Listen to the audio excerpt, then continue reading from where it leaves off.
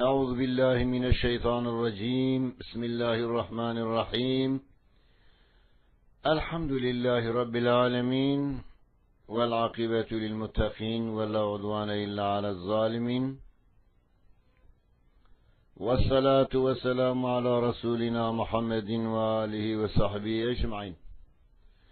Aziz ve değerli din kardeşlerim, bu gece Mevlid kandilidir. Hazreti Muhammed Mustafa sallallahu aleyhi ve sellem Efendimizin yeryüzüne teşrif ettiği gecedir. Bu münasebetle hepinizin kandili mübarek olsun diyorum. Yüce Allah tarafından kendi halifesi olarak yeryüzünün imarına memur edilen ve ilahi emirlere muhatap kılınan insan, her ne kadar akıl ve mantık, şuur ve muhakeme gibi bir takım manevi değerlere sahip kılınmışsa da, kişiliğini olgunlaştıran bu manevi donanımı bazen yerinde kullanamıyor. Ona ne şekilde ibadet edileceğini, onun rızasının nasıl kazanılacağını bilemiyor. Bunun içindir ki özünden uzaklaşan veya tağutiler tarafından uzaklaştırılan insanlığı tekrar benliğine geri getirmek üzere Yüce Allah insanlara saadet kaynağı ve hayat kılavuzu olan kitaplarla peygamberleri göndermiştir. Bu kutsal zincirin en son halkası Hazreti Muhammed Mustafa aleyhissalatu vesselam'dır. Bu yüce şahsiyetlere peygamberlik gibi çok müstesna bir derece layık görülmüş, onların sinelerindeki saffet, davalarındaki halisiyet, mücadelelerindeki samimiyet, seslerindeki çığlık, nefeslerindeki tesir sebebiyle de bu şahsiyetler başarılı olmuşlardır. Dayandıkları ilahi vahiy en büyük mesnetleri olmuştur. Mucizelerle teyit edilen bu peygamberlerin önünde taçlar, tahtlar devrilmiş, krallar ve imparatorlar önlerinde eğilmişlerdir. Ellerinde ilahi çarağın, kalplerindeki sadakattan başka silahları olmayan bu insanların muvaffakiyetlerindeki sır, hiç şüphesiz peygamberlik mesajıdır. Tarih boyunca İnsanlık bu mesajlara, bu hayat bahşedici tebliğlere şiddetle ihtiyaç duymuş, duymakta ve devran devam ettikçe de muhtaç olacaktır. Onlar masum insanlardır.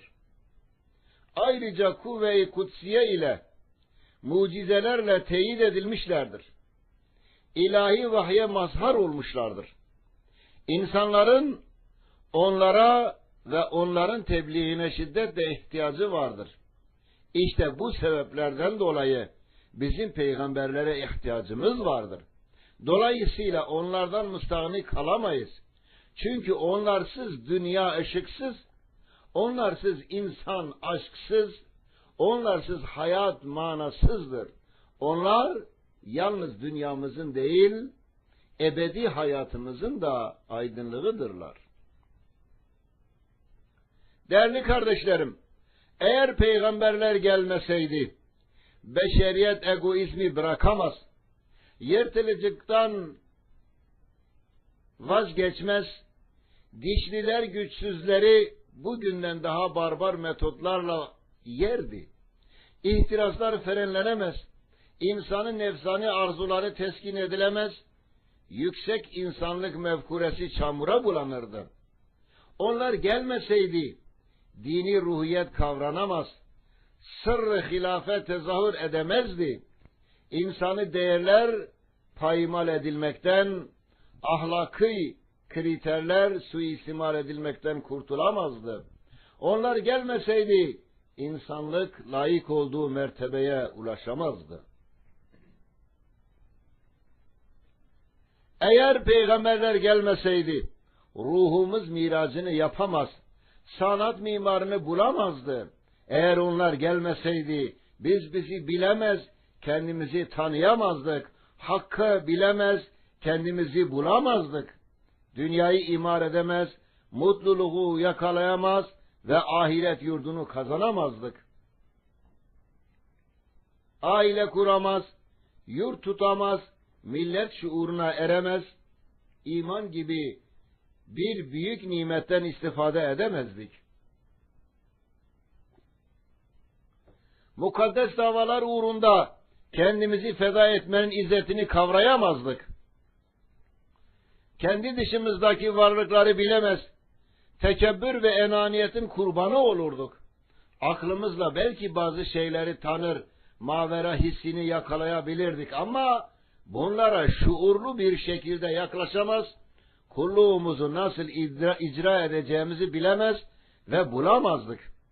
Günlük ibadetlerimizin her türlü zikir ve şükrümüzün niçin öyle değil de böyle şekillendiğini bilemez, madde ile mananın, Halık'la mehlukun, dünya ile ahiretin, şuur ile gayri meş'urun farkına varamaz, bunları birbirinden ayıran keskin çizgileri keşfedemezdik. Peygamberler gelmeseydi, dinin cihan şumul mesajını alamaz, mukaddesatın muhabbetini idrak edemezdik. İnsanlara hem cinslerinden peygamberler gönderme işi, bir sünnetullah, bir kevni kanun ve tamamen ilahi hikmetin iktizasıdır. Burada yarattığı kullarına rahmet ve merhamet söz konusudur. Bu bir alışveriş değil, tek taraflı bir lütuftur. Yüce Rabbin bundan bir beklentisi yoktur. Sadece yolların kavşağında bulunan insanlara hidayet yolunu göstermek ve insan akıbetinin vehametini veya letafetini onlara anlatmak ve duyurmaktır. İlahi terbiye ile benliğini bulan, peygamberler ve onların getirdiği dini ve dünyevi emirleri Allah'tan yeni gelmiş emirler olarak telakki eden ve bu emirlere uymayı dengeli bir hayat için zaruri görenler elbette saadete erdiler. Ancak bütün bunlara rağmen kuvvete başvurarak toplumun vicdanına hükmetmeye kalkan zalimler, özünde sapma ve putperestlik yatan şahsi tercihlerini ortaya koydular. Hem dal ve hem de mudil olan bu tercih sahipleri, peşlerine bir takım iradesiz insanları da takarak yeryüzünün nizamını bozdular. Masum insanlar ile yaratan arasına girdiler. Tarih boyunca kendilerini putlaştıranlar, peygamberleri, hatta zaman zaman yüce yaratanı da devreden çıkarıp eserle müessir arasındaki halkayı koparan kişiler olarak zuhur ettiler. Bunlar kendilerinde daha çok mevcut olduğunu vahmettikleri hasletler sebebiyle inkar yoluna sapmış, bütün bu güzel haslet ve imtiyazların insana mahsus olduğu gerçeğini kavramaktan uzak kalmışlardır. Beşeriyetin küfür ve ilhad ateşiyle çak çak olmuş sinesini iman ve ihlasla onaran vicdanlara yapılan baskıları kaldıran, imanın ruhani ikliminde fert ve topluma yaşama hürriyeti bahşeden, insanları putların önünden kaldırıp mabudun bil hak olan Allah'ın huzurunda kulluk etmenin şuuruna erdiren peygamberleri ve getirdikleri nurlu yolu kapamak ve kendi gaddar sistemlerini insanlığa dayatmak isteyen zalimlerin pençesinde kıvrandığı bir dönemde elbette ki yaratan mahlukunu sahipsiz bırakmazdı. Dünyanın cehalet ve küfür deryasında yüzdüğü, zulmün ve şirkin alabildiğine ilerlediği, insani değerlerin yok olduğu, insanların pazarlarda birer mal olarak satıldığı, zayıfların, kuvvetlilerin pençesinde inim inim inledi, insanlık en korkunç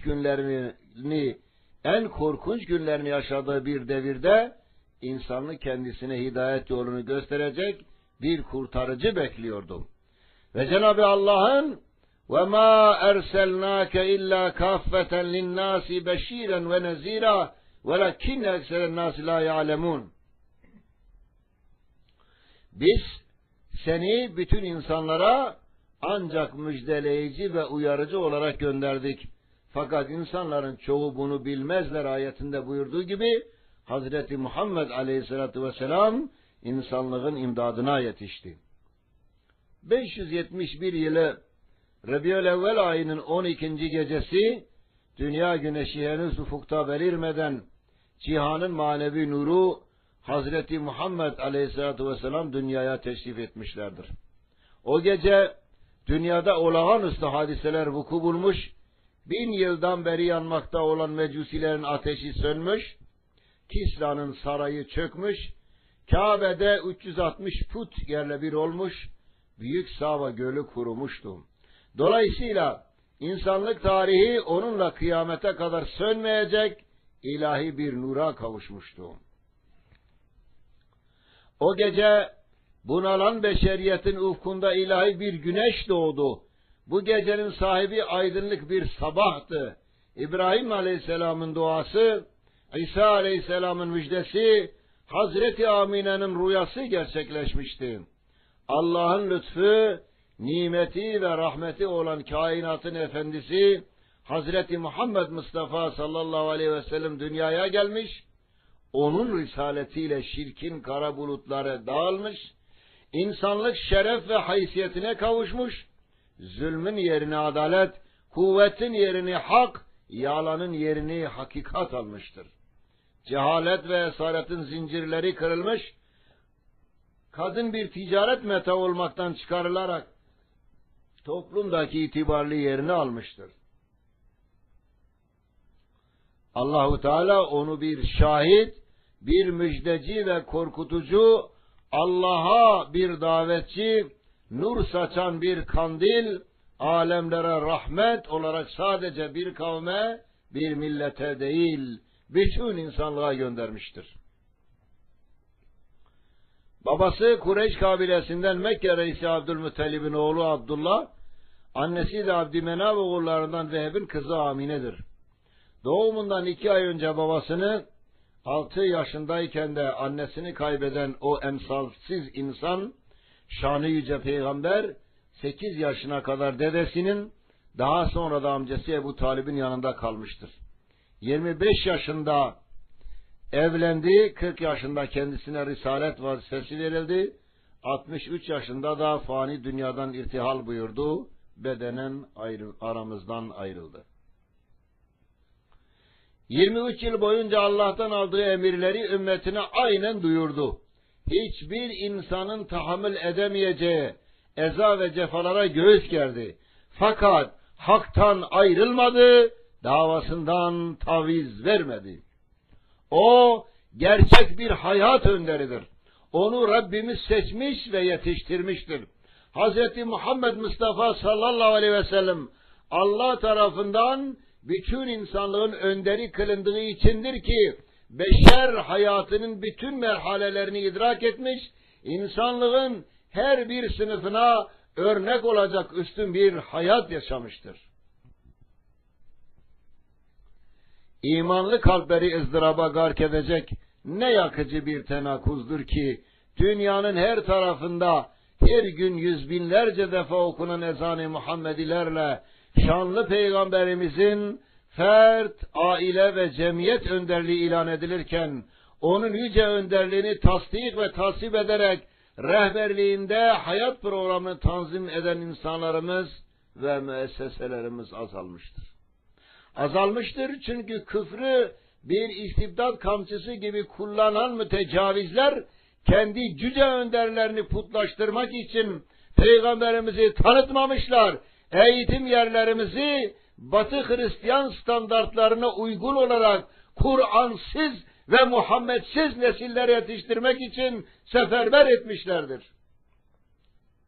Yüce din ateşten bir köz, dindarlar düşman olarak gösterilmiştir ve gösterilmektedir. Değerli kardeşlerim, şanlı peygamberimiz tarihe mal olmuş, onun sinesine çekilmiş bir önder değildir. O bugün de vardır. Ulu Peygamberimiz önder olarak aramızdadır. Hazreti Muhammed Aleyhisselam'ın peygamberliğine inandığımız gibi inanmalıyız ki eğitim teşkilatlarımız okullarını, radyo ve televizyon kurumları mikrofonlarını ve ekranlarını, neşriyatımız en gözde sayfalarını, evlerimiz, işyerlerimiz ve fabrikalarımız kapılarını Hazreti Muhammed'e ve onun tebliğ ettiği cihan şumul hak ve fazilet düsturlarını açmadıkça dünyevi istikbalimiz rezalet, ebedi istikbalimiz da azaplarla dolu olacaktır. Rabbimiz bu gerçeği şöyle açıklar. Allah ve peygamberine itaat eden, Allah'tan korkan, emirleri ve yasaklarına muhalefetten sakınanlar yok mu? Dünya ve ahirete kurtuluşa ve mutluluğa eren onlardır. Bu ayet-i kerime yaşadığımız böhranlı cemiyet hayatını ne kadar açık bir şekilde misallendirmektedir. Evet kardeşlerim, Kur'ansız ve Muhammedsiz nesiller bunalımlardan kurtulamayacak, ahiret inancı ve sorumluluğu aşılanmayan fertlerimize özgürlük, huzur, barış ve kardeşlik gibi sloganlar huzur sağlamayacaktır. Ne güzel söylemiştir şair, dünya neye sahipse onun vergisidir hep. Medyun ona cemiyeti, medyun ona ferdi, medyundur o masuma bütün bir beşeriyet. Ya Rab bizi mahşerde bu ikrar ile haşret. Bir başka şair, vikasıt şandın mehişyar kırın, ji küfru şerri em hılas kırın, mamu khalo nemrutu kalo, hemi buneyek, disa em be teneman, be hevalu hogur, dünya bu zindan mehluk hogur. Mesos peknani emper şerm dikin lehtumezini rarab. Jikeremaha mebibakşini ruhi cihade jmer bişini.